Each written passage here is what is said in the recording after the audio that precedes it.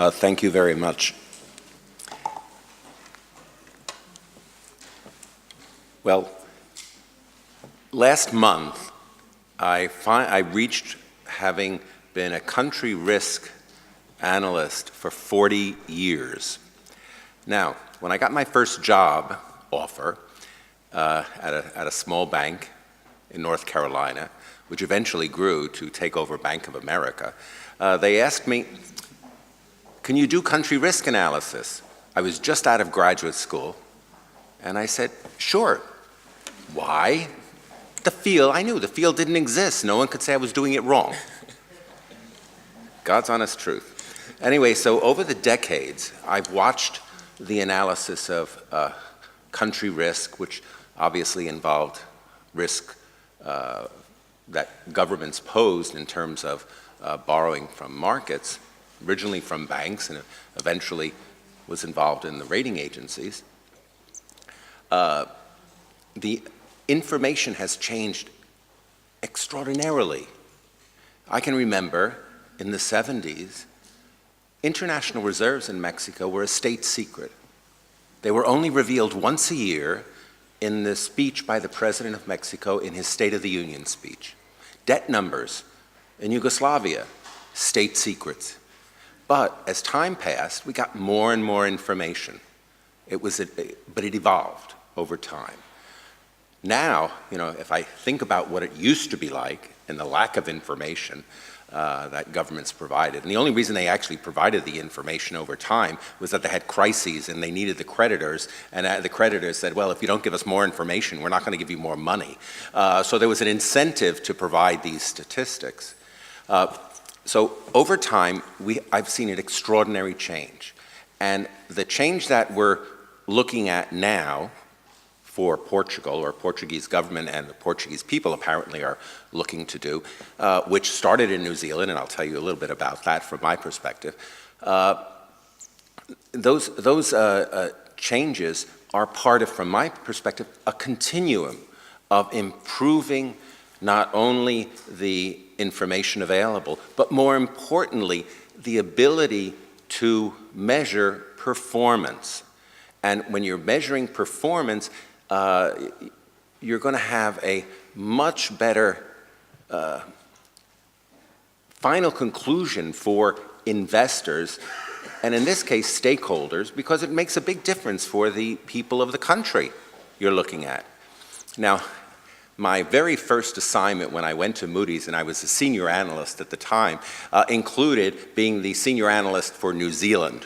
And so that was started in 1992. So now I remember meeting the New Zealand debt management office people, and from my perspective, and this keep in mind from a rating perspective, we were impressed by their frankness. They didn't attempt to deceive. And you said, well, why is that important? Well, I'm going to give you an example, a true story of a major Western European country, and it wasn't Italy, who you probably would first suspect. And I remember meeting an investment banker, and he said, you remember me? Quite frankly, I didn't. And he said, I was the liaison for the rating agencies. Oh, okay, very good. And he said, but do you know what my real job was? And I said, what was it? You were the liaison for the rating agencies. He said, no, I was to lie to you. But he could say that now because he was an investment banker and no longer in the government. So, but that was not a surprise to me, honestly, because we always assume governments lie to us. They constantly deceive. So that we took for granted. Now, in the case of New Zealand, and I have to be, the same would be true at a lesser extent, but it was in Australia. You knew when they told you something, they were not trying to create a deception. That's incredibly powerful if you're trying to rate a country or a government. You can trust at least what they say instead of discounting everything. I mean, anyone who talks about Greece, we assumed, oh God, we knew the numbers were totally false. It was just like a guess. And we knew they left so much off the, even out of the cash-based accounts. They didn't even report anything about the military, never mind trying to value an airport. I mean, that would be beyond the pale. But we all knew that. And so by definition, that affects how we looked at it in a ratings perspective, and I'm assuming creditors, at least smart creditors, are going to be looking at the same things. They say, discount it. Now, in the case, so New Zealand led the way. Now, when they first started talking about all this, you have to remember that in rating agencies, most of the people doing country risk analysis are economists. That includes me.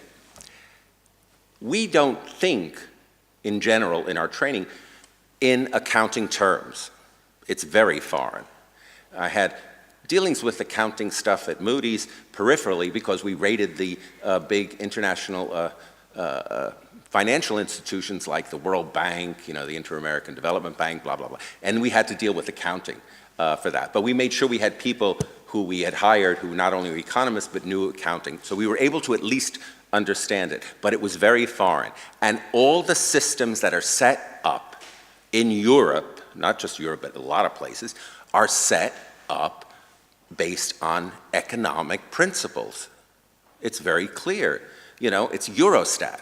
Eurostat says you have to report the debt this way. Well, what do? You report it that way, even if everyone knows it's a complete farce. It doesn't make any sense.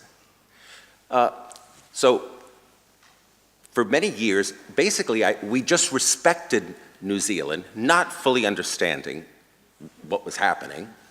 The same occurred in Canada after their crisis. Every one of these countries that adopted, that were early adopters, had crises because New Zealand was followed by Australia, which had a crisis, and they began to adopt this, again, not as thoroughly as New Zealand, perhaps. And Canada did the same thing after their crises in the 1990s. They adopted it. So we had respect for these countries in terms of what they reported. And that had an important effect on the rating. Now, if you want an impact on the rating, and I have to add Ireland to that, because Ireland's debt management office has always been respected. And have you noticed that Ireland seemed to have gotten out of the crisis judged by people sooner than other countries? It's because you can trust what the Irish say in general. I lived there for a year, so I know it's a little more complicated than that. So this is important to the ratings. And now, how did I become convinced of this? Well, Paul and Ian. Paul invited me to meet with him in Manhattan, which involved a ferry trip from my New Jersey Shore place where I live in my great semi-retirement. And that allows me actually to say anything I like now because I no longer have any self-censorship. I just say it as I see it. And I met Ian there they were going to discuss with me some of these issues. This has got to be, 3-4 years ago. I don't remember precise date. Now, one other thing I learned from one of the chairmen of Moody's, and he always used to say, especially the sovereign area, which was always problematic for them. The rating agencies really don't want to rate any sovereigns because it's too much aggravation. But they have to do it because you need those ratings to help set parameters for the other ratings. But he always used to say that when you get new information, if you don't change your view, you're nothing but an ideologue. So when something new is presented, and I still remember that, this is quite a number of years ago, it was probably about 20 years ago, I still remember that because it makes sense. So here now, they were presenting me with something I vaguely knew. I knew it was had gone on in New Zealand and the changes in Australia and to a lesser extent in Canada. And I said, this makes sense. Then the key issue from there was, well, how do you move this into, making this more common?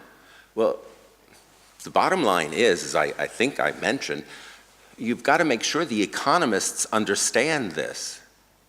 And you've got to be able to make them realize the importance of this. But this is foreign to most economists.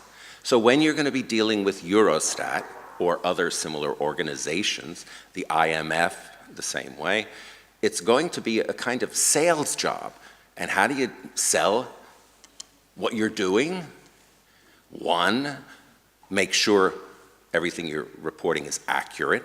Two, make sure you don't deceive or lie. Three, provide the information on a timely basis. And you know what?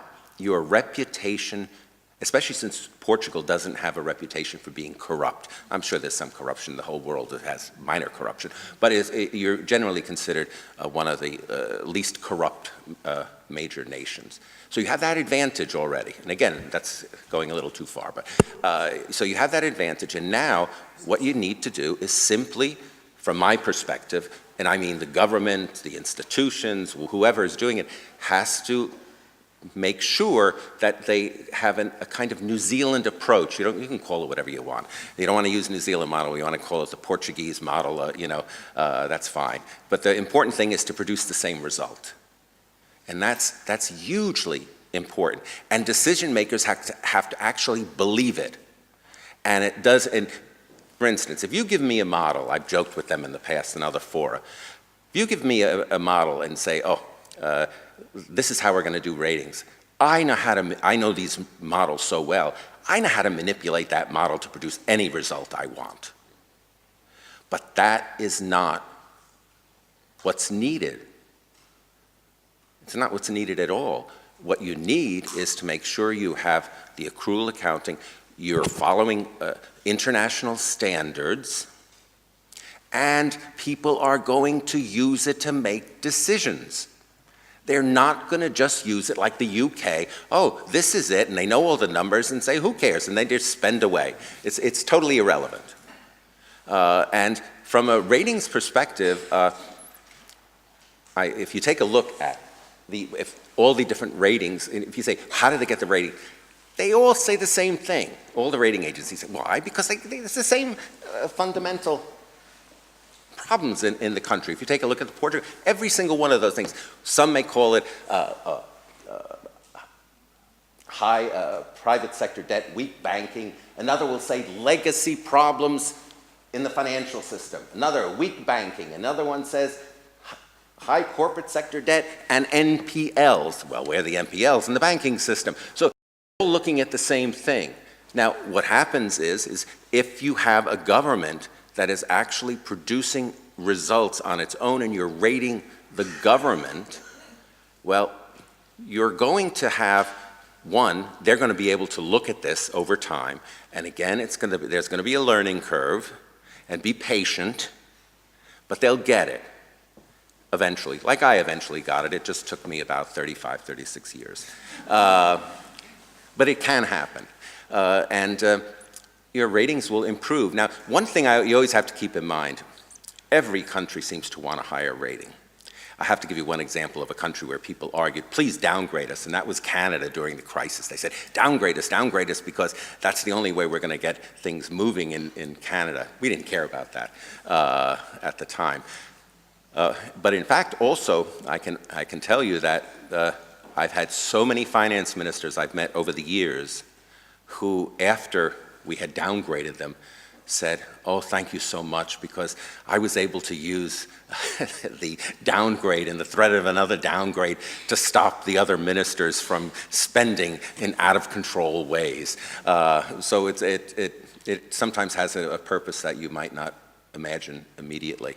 Well, anyway, the bottom line is, in Portugal, it appears you want to do this.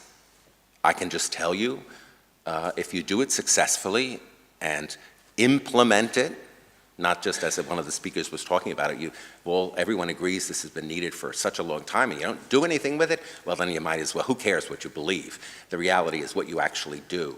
And if you do implement it and it stays consistent, like New Zealand, doesn't matter which government comes and goes, that Labour, you have the National Party, it goes on and on. Nothing changed in terms of the system and measuring things. You're going to wind up being a great example in Europe. And to be honest, I think even people who we always seem to complain about at Eurostat, I think they would be quite happy to see this put in practice somewhere in Europe, and you're very fortunate, from my perspective, that since Portugal is not a very large country, you're not dealing with an Italy or a France or even a Spain, it's easier to implement, measure it, and become the laboratory for this. All I can tell you is my experience is anyone who's been a laboratory for this has wound up better off over time, absolutely better off. Then I'll give you one final example from New Zealand, and that has to do with the financial statements they issued. Well, prior to coming to this conference, of course, I said, oh, I better look at the latest financial statements. So I went and Googled, New Zealand's financial statements, and I looked at it, and there were two things on two separate days. And one said, the financial statement for, I think it was for April, which was the latest one that was issued. And then there was one right under that, and it said, edited. Well, you know what? The New Zealand government found they had made an error in one of the numbers. Now, what would be the reaction of most governments? I'd expect they would not mention anything, and if they were at least decent, they would have fixed it the next month and maybe put it in some sort of footnote no one would notice. The New Zealand government issued a revised statement the next day. Are you going to have faith in a government that is, in terms of a government that is going to be acting responsibly? I think so. Are you willing to do that in Portugal? I don't know. It's up to you. It's in your hands. It's in your hands. But I can guarantee you, if you do it, you're going to be better off. The Portuguese people will be better off over time. And if investors, never mind rating agencies, it's more important the investors, if the investors begin to believe that you're actually doing this and they actually are going to be able to measure risk based on real numbers, what are they going to do? Your entire profile will improve. Again, analogous to the Irish, just simply because people trust them more, they seem to have gotten out of a crisis faster. The numbers in Ireland are not great by any standard. So there are soft parts to measuring these kinds of things. But those soft elements are based on fact. Anyway, I can go on and on as an economist, we can keep talking. But I'll stop there, and at some point I think there'll be questions. But thank you very much for your patience.